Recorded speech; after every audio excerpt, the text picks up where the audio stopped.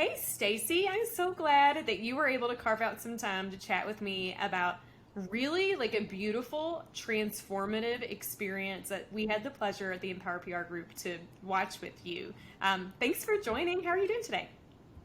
I'm good. Thanks for having me. Appreciate it. It's funny when I think about your brand, it really went through like a metamorphosis. And I think, what a beautiful analogy to compare that. And for those who don't know you quite yet, um, your brand is all about metamorphosis and change and evolution. So I want to start the chat today just to kind of level set and let people know kind of who you are and how you help people. Oh gosh. So I am by trade, I guess, a grief support specialist. So that's what I do. I have a non-for-profit organization as well that I've launched just about 2 years ago that supports teens who are grieving the loss of a parent, sibling, or close friend. So, my whole life is really kind of geared around grief, which sounds like it would be a really sad place to spend a lot of your time, but I find it really uplifting. And gosh, there's so many people that are deep in grief and they need help. And I think as a society, I think we just need to get better at supporting them. So, I feel like that's my mission. That's what I'm here to do. And let me just say for those listening, I've had the pleasure to work with several individuals who really focus on grief kind of transformation. And I always find that even though grief and the topic in and of itself can be heavy, you guys have just do such a beautiful way of leaving people with hope.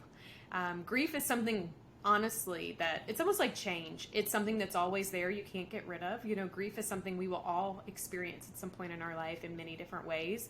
And I feel like the opportunity I had to dig deep into your brand and kind of help you evolve your brand a bit helped me realize truly the fact that if that we need to embrace these things that are scary and learn how to find the beautiful moments in that.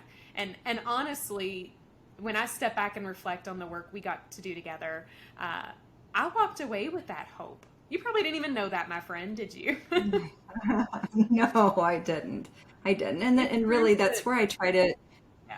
that's where I try to focus my energy with my clients too, is understanding that even if you had a death or a loss or you're experiencing grief, you're entitled to feel all the feelings in life, not just the sad ones.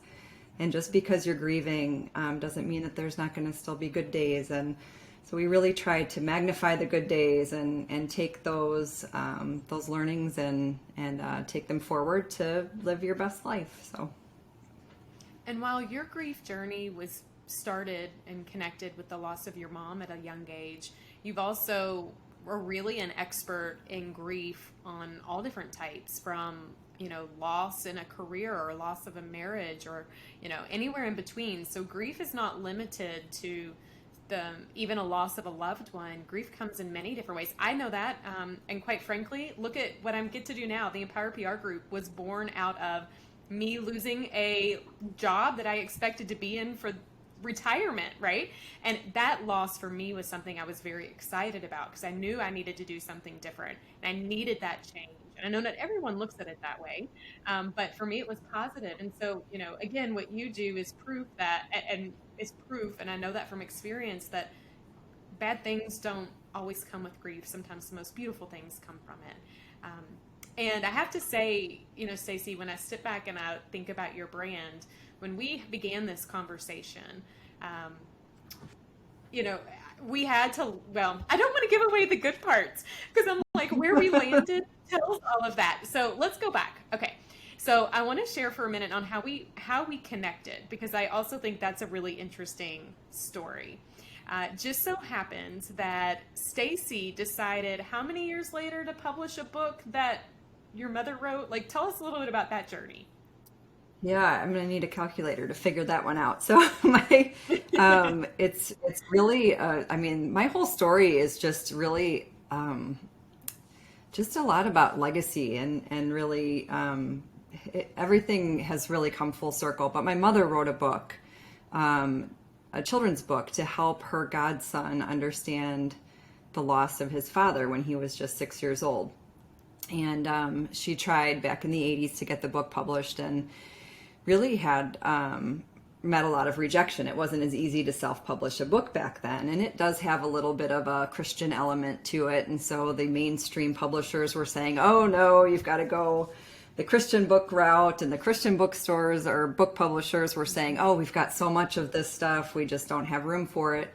And my mom didn't handle rejection well, and she put the book away and kind of put her dream, in the top drawer. And she herself passed away in 1989, and never having published that book.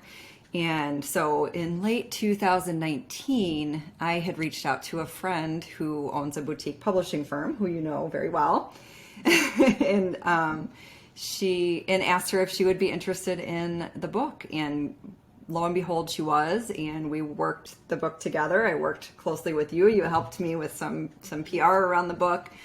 But it's amazing, and it's published in my mom's name. I didn't, go try to take credit for it, but I published it in her honor.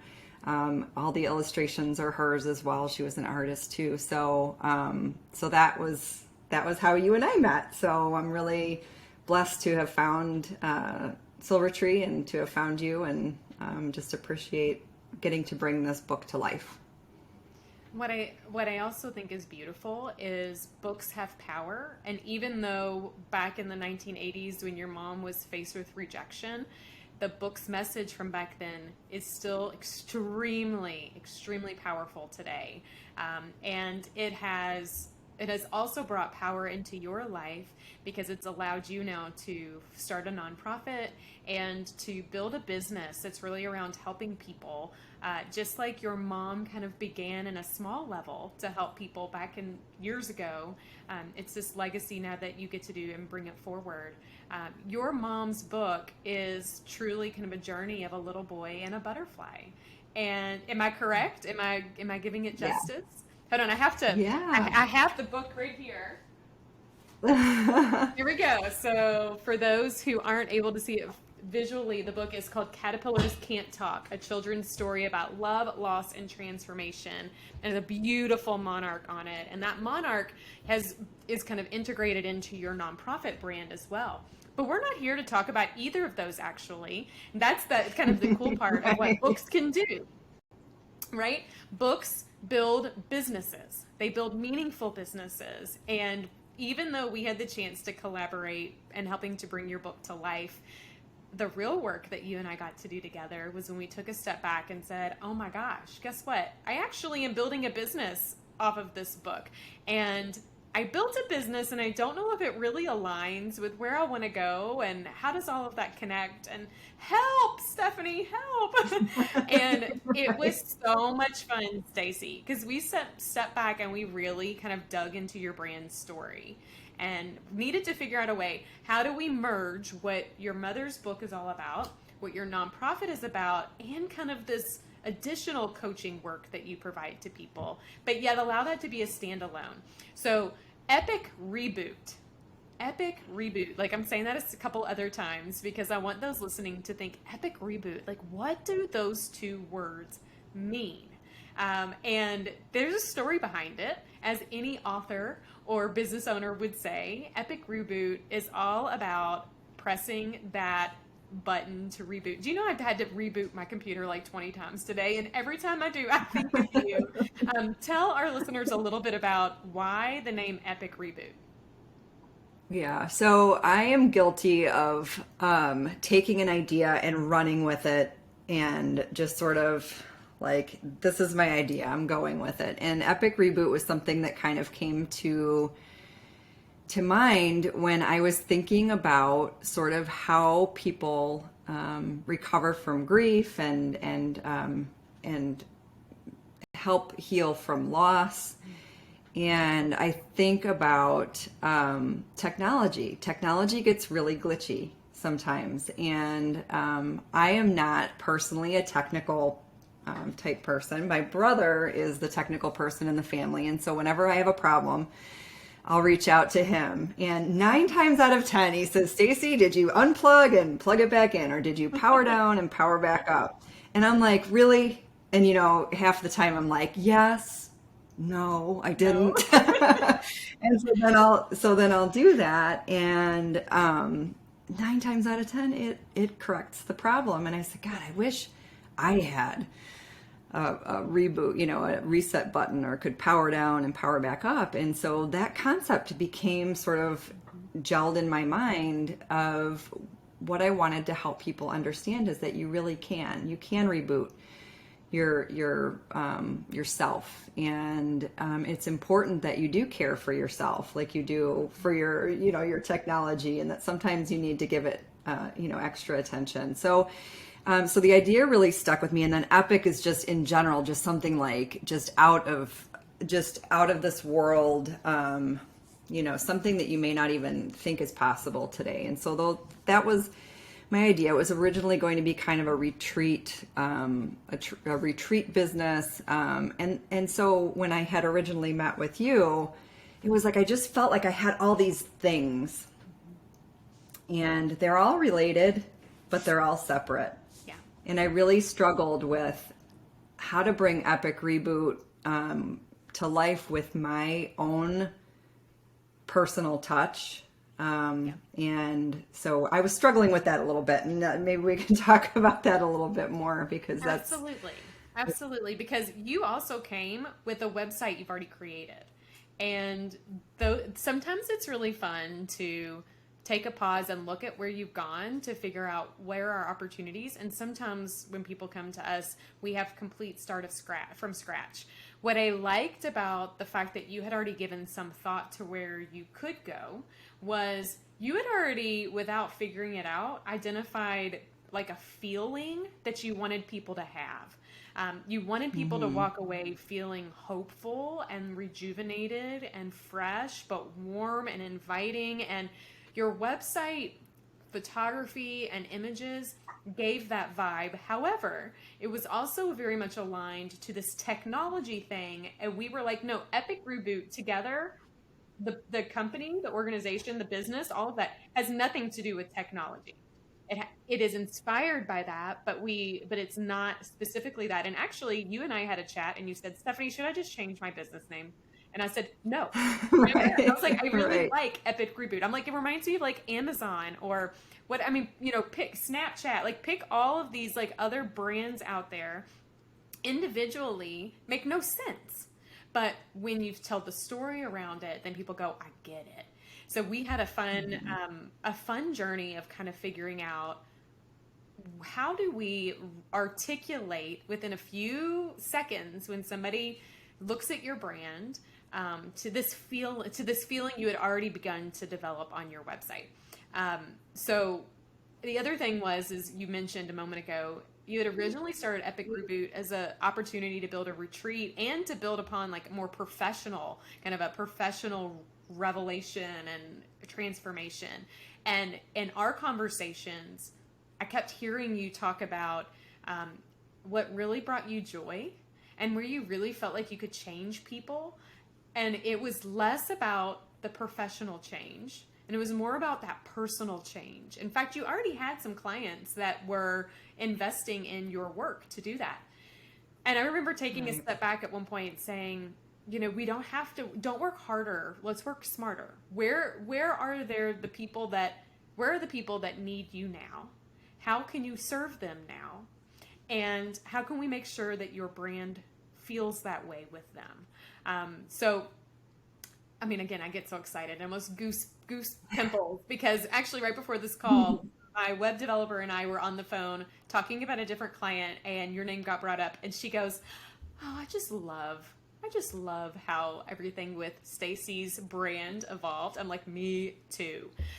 So we sat back and we started that conversation to figure out, okay, what do you want to do? I think that's something many people don't think about. Before you get into really building your brand, you need to reflect on where do you want to go? What do you want to do? And who are you trying to help in that process? So I think we really niched down to figure out the right people.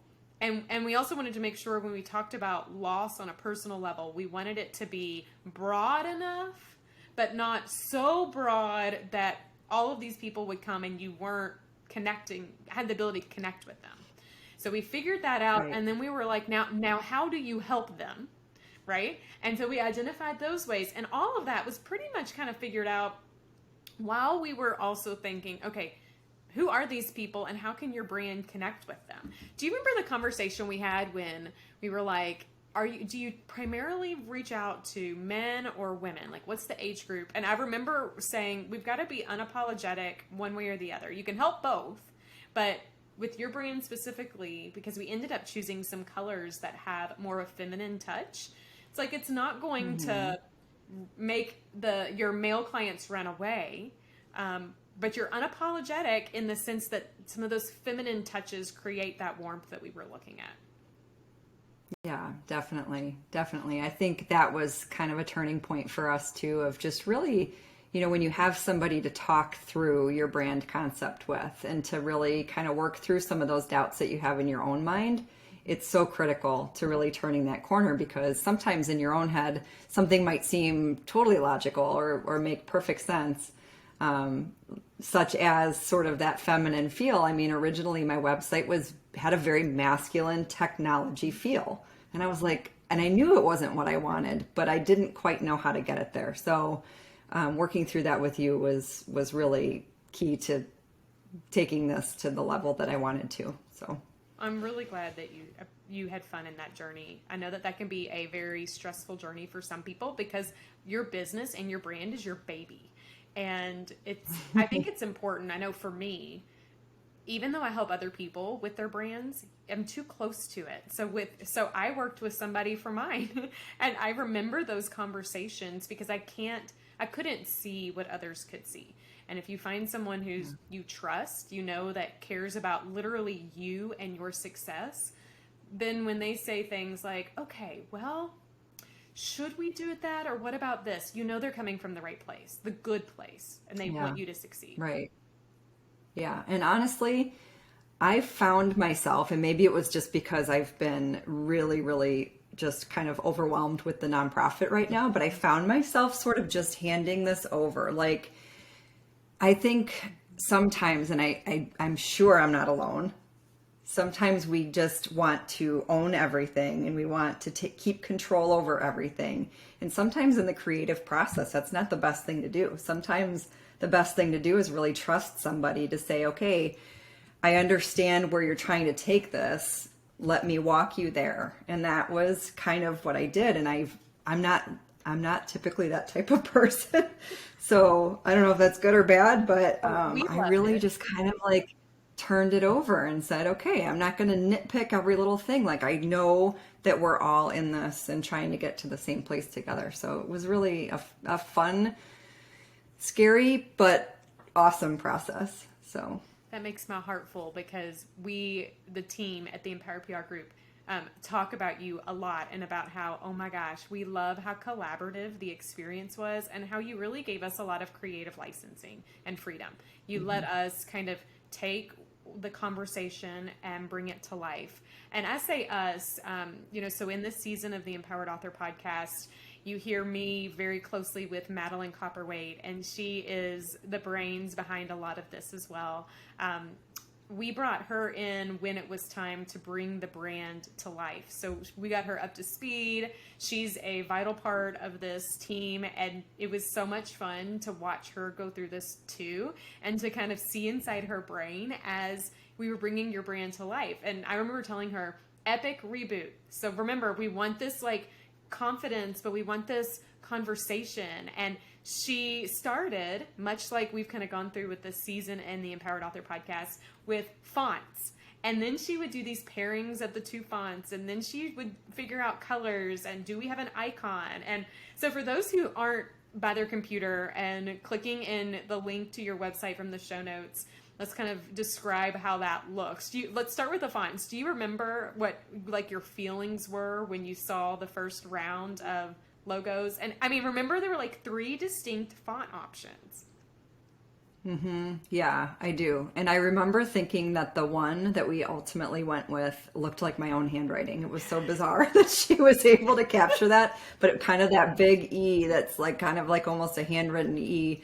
And then you pointed out something cute along with that one. But yeah, I loved I loved that process of really saying, like, if I were to scribble this on a piece of paper, what would it look like? And that's almost what the effect that she had.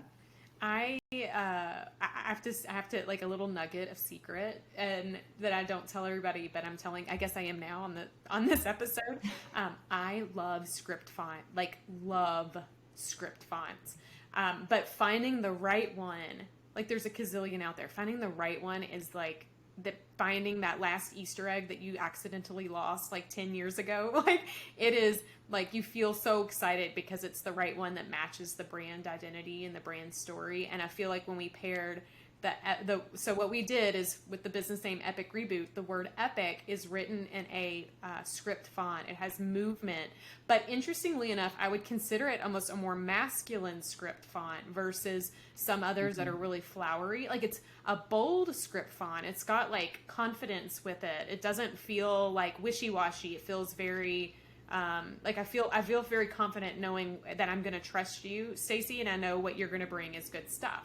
And we paired it with a sans serif font that is very modern on Reboot. So the Reboot kind of has a, like again, like this confidence, but it's it's so hard to articulate. This is why brands are so much bigger than just a logo or what comes to life. But it's that sans serif kind of block font. And we even put a little icon in one of the O's that looks like a change movement. It's that arrow movement, which Madeline and I love to have little nuggets like that because it gives more extension for marketing materials. And it also allows someone to take a step back and go, oh, Epic Reboot, what's that? Oh, what's that, sir? Okay. And it kind of aligns with pressing the power button on off, but it also elicits that feeling of change. Right. Yeah. I didn't, and we haven't even gotten to the little butterfly, which is my absolute favorite part of the whole logo, but I really didn't think so. Butterflies are following me everywhere my whole life now. I've got the book and the nonprofit, which is called 1 Million Monarchs, and then this butterfly, but it's just so cute. And I didn't really see how anybody could combine that power button, that sort of reset power button, with a butterfly. Like it just, in my mind, I didn't think that was even a possibility. And Madeline really came up with something special. You know what she also did, and I think I was a little nervous. So we'll jump to the butterfly icon. So outside of the font, after she did that, it was identifying what's the right kind of icon. Do you have an icon? Was the transformation circle button enough? And we kept saying, we need a butterfly. You know, your book has the butterfly, your nonprofit has the butterfly.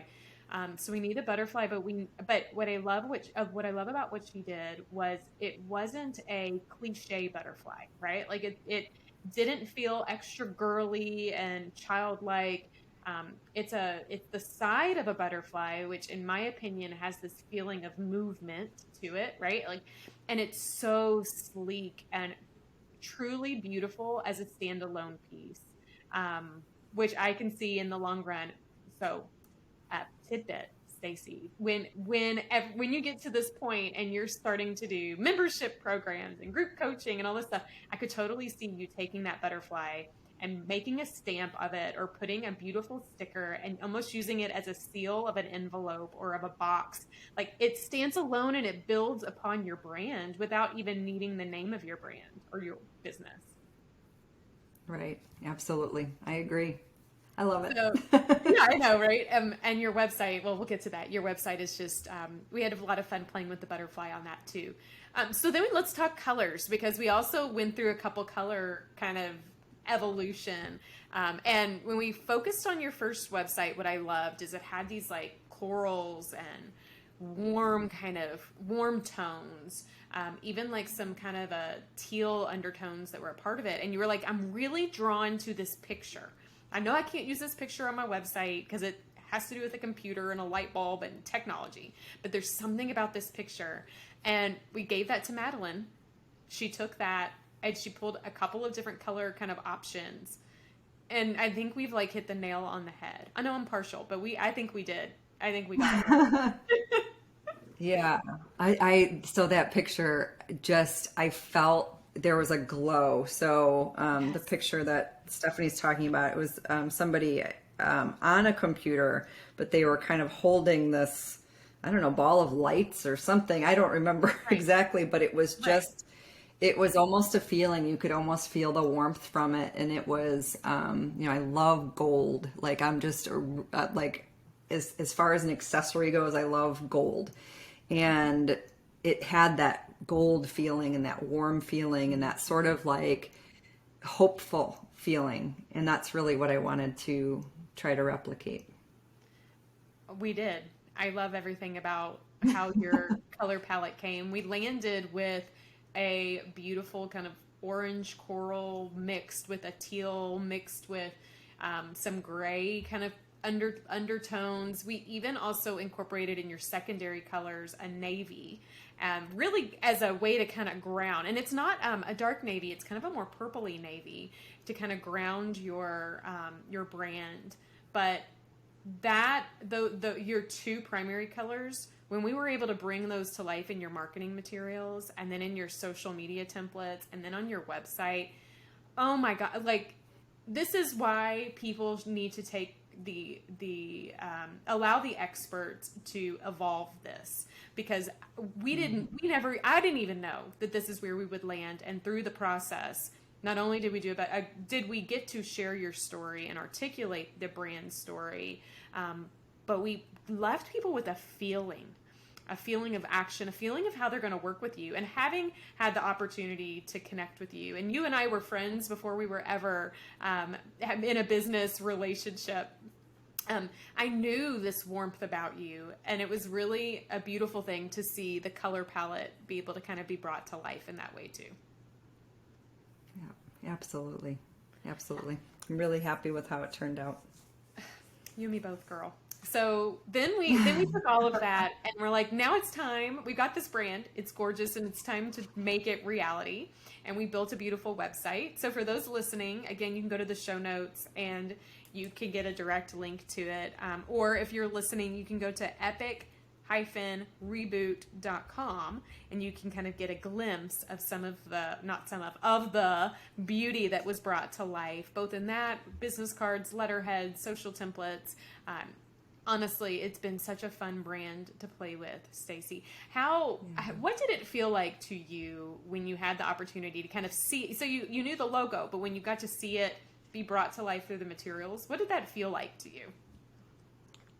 Yeah, well, so somebody I know talked me into getting professional photographs taken. She shall remain nameless. I wasn't thrilled about it, but I hadn't done that before. And I'm really glad that you pushed me in that direction, because then you are also able to sort of bring those colors and the feel into the photographs so that they really aligned with the website and the color palette and the look and the feel that we were trying to come across. And I wasn't 100% comfortable being like the face of Epic Reboot, but I'm really glad, because I'm glad that we went through that process, because I think when people are deep in grief or looking for somebody to help support them in their transformation, they want to see that person. They don't want it just to be some rando that they've never met before. And so, yeah, I'm all over the website, and that makes me a little uncomfortable. At the same time, I think people will be more apt to reach out and connect with me, kind of knowing who I am. Absolutely. Well, don't worry. I have a whole season of the emPowered Author podcast that is focused on photography, because I feel really strongly about good photos that speak your brand. Those photos will live on for a long time. And the other thing too, you say you're all over the website. You're all over the website, but your face isn't all over the website. We were able to collaborate with a photographer. Now, Stacey, just for those listening to know, Stacey does not live in my community. I've actually never met Stacey in person, but we are one day, my friend. It's coming. Yeah, we need to do something about that. Yeah, we do. I have plans. It's in the works. But I was able to help kind of collaborate and coach a photographer in your area to get the photos that would work best on your website. If you walk away with any tips from today, one being is make sure that whoever you're working with from a marketing perspective has the opportunity to kind of be interlaced in all of your moving pieces so that strategy's there. If not, I've had many people go and hire photographers for brand photo shoots, and the photos look great, and we can't use any of them on the marketing materials because of how they are positioned. So, but on top of that, what I love too is the photographer did a great job of capturing detail shots, and we have beautiful detail shots all over your website. We didn't have to use stock photography. We could use yours because it was there, and she did such a great job. So you'll have to notice and look around when you check the website out and notice those little things like the journaling. That's actually one of my favorite photos. When you mentioned that the font looks a lot like your signature, I love the journal photo and the little message that you wrote with that. It was beautiful. And that's Stacey. That is her. That's nobody else. So I think that your website really is inclusive of everything that someone gets when they get to work with you. That from what they feel, how you coach them, how you're supportive to them, and everywhere in between. And I think it also, your brand gives you flexibility. We created a sub logo of your brand for your retreats. We're ready. It's coming one day. You're going to do it. Right. I just need to find a few more hours in every day, and we'll get right on that. I keep looking for those hours too. Sometimes they just don't go away. But yeah, that is definitely what I love about the website. And just given where my priorities are right now, I kind of have this plan for how I want to sort of roll out the next few phases in chunks, and retreats being one of those, and to have it all sort of set up and ready to go when I'm ready to go is a really nice feeling, because it's not like I'm going to have to go back and reinvent the wheel or totally, edit my website. It's really things that I'm just going to be able to slide in there. So that was really nice. I love when you said to be able to ramp it up when I'm ready to go. It reminded me of something that I've shared with many people that I work with on the regular, and that's that there are so many opportunities that you don't have to remind yourself you don't have to do them all today. They don't have to happen right now. Focus on doing, a handful of things and get that really good and comfortable where it's like almost working on its own before you add another layer. Capture it somewhere. Like if you're a creative and, always coming up with these innovative ideas, capture it. Don't lose it. Put it in a plan. One day you'll get there, but don't feel like you have to do it all today. Focus now on where's the movement make the most sense, and how does it align back to your strategy. And you and I have had lots of conversations, and your website and kind of your business direction, I think, has evolved from the strategy so that you can focus on the things that matter to you, and now you have solutions for people in ways that you didn't have before. You can articulate those to them. So I actually think we're just scratching the surface on the beginning of the amazing things that Epic Reboot is going to bring to this world. Absolutely. I hope you're right. But, now listen, there's no hoping there. You give people hope. I know that I'm right. This is coming. This is coming.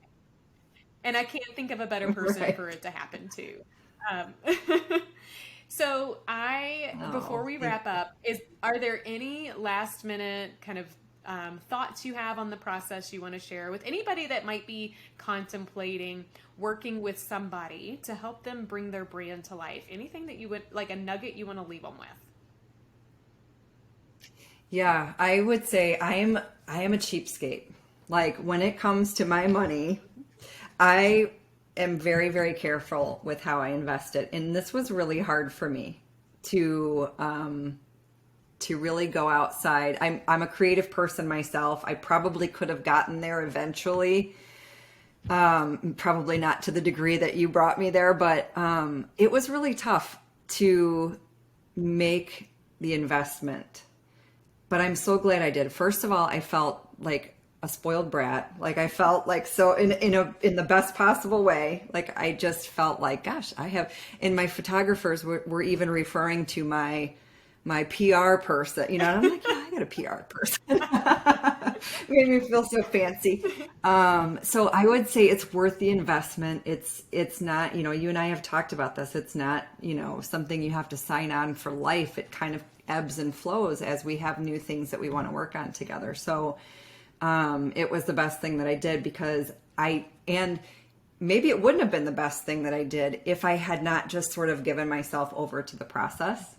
And so those are my two little nuggets is don't sweat the investment. It's so worth it. If you have a vision for where you want to be at the end, it's so worth the investment. And then also don't try to cling on to every little detail. Just sort of let the professionals do their job. And obviously you're going to be involved, but that's where I think the magic happens is when you have other people that are contributing and collaborating to the overall vision. So I really appreciate everything that you did. You were a joy to collaborate with, and I couldn't think of a better person to interview and allow those listening to the Empowered Author podcast to get a glimpse into bringing a brand to life and doing it through a creative author experience. Somebody who brought the story of her mom's story to life and has now built a business and a nonprofit around it. I love hearing how people are using empowering messages to empower people. That is what you are doing, and it was truly a blessing and a beautiful opportunity to be a part of that with you.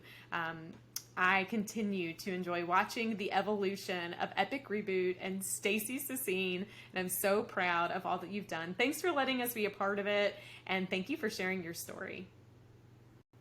Awesome. Thank you so much, Stephanie. I appreciate you. Absolutely.